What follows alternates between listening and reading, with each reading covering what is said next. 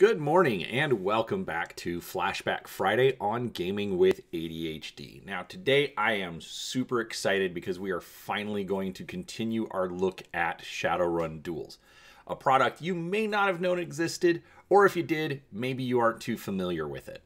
I'm really excited because since my last review, I wasn't even sure if I was ever going to have access to the remaining figures. There were 4 that were not in my collection. But luckily, a couple of weeks ago, I was finally able to acquire them through eBay in a collection which actually had all of them. So I actually even have some duplicates at this point, but I do have the remainder of the line, and I'm really excited because I do get to bring them to you now. So before I get started, I do want to point out I did a review of the actual game line itself in the review of Lothan the Wise, and I will have that linked below in the description. In addition, if you like what I've been doing, do make sure that you subscribe to the channel. I am trying to be more regular as far as the content that I get out and cover a variety of different subjects in the tabletop gaming area. So, with that being said, I have also set up an affiliate link with DriveThruRPG. If you do like your role-playing books in PDF format, there is a link in the description where any purchases you are going to make anyways do help support the channel. So today I'm going to begin this final look at the Shadowrun Duels figures by taking a look at the dwarf figure for Wave 2, Draven von Drekill, the Urban Warrior. Now, keep in mind, this is just a review of the figure and its accessories at the time of purchase. I do have all the figures now, and I will be trying to do a review of the gameplay. Things have just been a little chaotic here at home, and I'll try to do a review of the gameplay once I get a couple of games under my belt.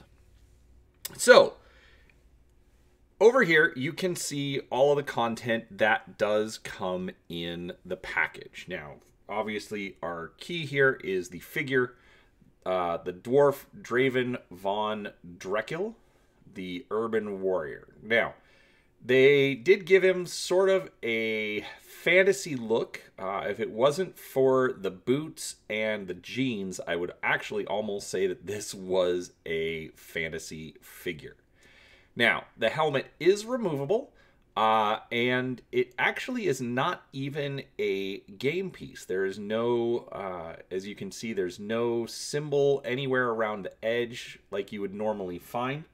So it is purely cosmetic for that particular helmet.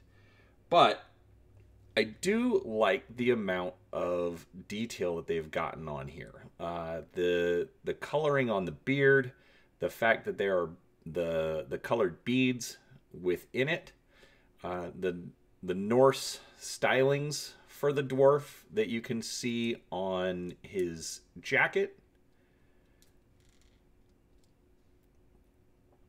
So very much a lot more detail, and I think even more detail than they did in a lot of the first wave figures. The chainmail, they have an interesting selection to go with that metallic blue. But overall, it still looks pretty good. It's pretty easily identifiable. He's got some extra hair on his arms. Some nice detail. But then, as with the other dwarf, we've got some simpler articulation. His legs do move a little bit. Not as much as you may want them to. There is also a waist joint, but there is no knee joint for this particular figure. He then also has a ball joint on his shoulder, on his hinge on his elbow, and then he does have swappable hands, so they can rotate at the wrist as well. But we've got the shorter arms, as befits a dwarf. Now, the figure itself, with the helmet on, does stand a little bit more than 5 inches tall, with without the helmet, he actually stands just about 5 inches total. He is figure number 12 in the line, and as I said, he does have swappable hands. So let's take a look at these really quick. So we've got a little bit of detail. It's definitely a repurpose from the original sculpt, the original dwarf, but still different deco on the hands. All right, now for his equipment, he comes with a battle staff that's 4 points and gives 2 yellow dice. Bit of a yellow handle. Got some red blood effects on either end of the staff. And he comes with 1 firearm, the Seska VZ120. It's very small, and I will admit does not fit in his hands very well. This is the regular open hand.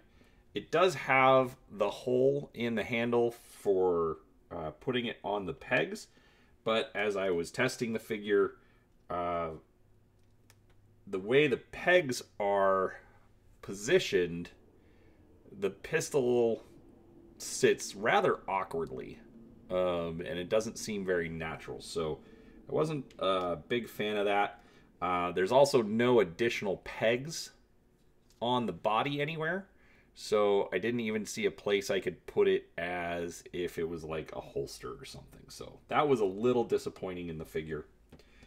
But that's his firearm, the Seska VZ120. He also comes with an arm bracer, which again is sort of odd as far as its positioning. It's got some good detail, it's got some good color. The way it's designed with this curve made it seem like it needs to go on his right arm. But as you can see, there's this tech piece on the wrist from the Silver Max figure for the rigger. And so this particular piece does not go on very well in a spot where, you know, it sits okay, but it just seems a little out of place, especially on top of that wrist piece that he's got. All right. He then has the Qatar, which is this bladed item. Again, you've got the hole in the handle for the peg. And then the final object is this. It's called a flash pack. Now, the best I can determine as to what it even is would be sort of like a boombox or a radio, you know,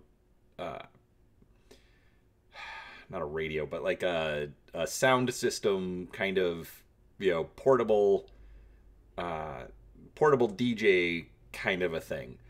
It seems kind of odd. It seems out of place. I mean, gameplay wise, it gives 3 blue 4-sided dice, so maybe there's something to it. I'm not entirely sure. Just seems a little odd and a little out of place for an urban warrior, unless he is trying to put on a show while he's beating the tar out of you. I don't know. That's all I could think of. But that is the figure and its accessories. Now, as far as what the game components come with, obviously it does come with his action base that has the stand for him to stand up on, and all of the dials for the stats as it takes damage. And then we've got the dice. We've got 3d8, 2 yellow and 1 white. We've got 2 yellow and 1 white D6. And then we've got 2 blue and 1 yellow D4. I believe he needs an extra blue D4, but as I got everything from eBay kind of all mixed together, there are a couple of missing dice. All of the equipment was there, but regardless, I do have enough for the game that missing 1 or 2 is not actually a problem. All right, and then finally, you have your paper tape measure with all of the different ranges and everything on that. So this is used for movement, checking range, etc. One thing that is a little frustrating about the game is that it is based on the particular tape measure, and so if that gets lost, I am not entirely sure how I would replace it, but we'll see. All right, so as far as a review of the figure itself and all the components, I actually really like what they did with the figure itself. I do think he looks really good. He's got this mix of fantasy mixed with the science fiction, and I think they pulled that off well. It comes across as a dwarf who, is trying to find a place in the world of Shadowrun, and kind of hearkening back to the stories of dwarves, things like that. So he's got his armor and his helmet with the Viking horns. Yes, I know Vikings didn't have helmets like that, but to me, that's kind of what the figure is evoking. He's trying to fit this idealized standard, and I think they pulled it off really well. The paint, the coloring, I think it all actually fits the character, and it doesn't clash. It doesn't look out of place. The biggest complaint that I do have is the fact that the flash pack really seems out of place, and it's also very large. One thing that I'll show off, so like if you want to try and put it around his head, because it's got this strap, so then it just looks big and out of place. It's not as easy to get around his arm, so maybe it's hanging, but now it hangs really, it hangs almost to the ground on the figure. So this whole piece literally, I'll be honest, I don't like it. It just seems odd. It doesn't seem to fit the character, and I'm really not sure what they were going with it. And I would have rather seen the tooling go towards something else. A bigger gun. I mean, if he's an urban warrior, why does he need a sound system and a staff? I would expect a shotgun or some other big type rifle or gun like you saw with the trolls. So that is what I would like to see with the figure, but obviously 20 years down the road, that's not really going to happen. But overall, it's really good. Now, as far as storage within the base, if you haven't seen any of the other videos, do keep in mind that the base does come apart, and you can put all of your accessories in there. Now, in his case, you can get most of them. So the staff is a little difficult because of how long it is, and the flash pack is too tall. And so those don't fit very well. But the remainder of his equipment actually fits just fine. And there we go. Locks in place and stores it very nicely for you. So, with that being said, I hope you enjoyed the video. I hope you enjoyed taking a look at this figure from Shadowrun, Shadowrun's past. And I wish I could tell you to go out and pick one up today, but this is one of the harder figures to find because it did come out in Wave 2. This one is not impossible, but I've only seen a few listings. Usually I'll see listings on eBay for the Wave 1 figures. So to find this one, find it in this condition, I was pretty happy with it. But with that being said, I hope you enjoyed the video. Please do give it a like if you did, and a subscribe to the channel if you like what I'm doing. Thank you for watching, and we'll talk to you next time. Bye.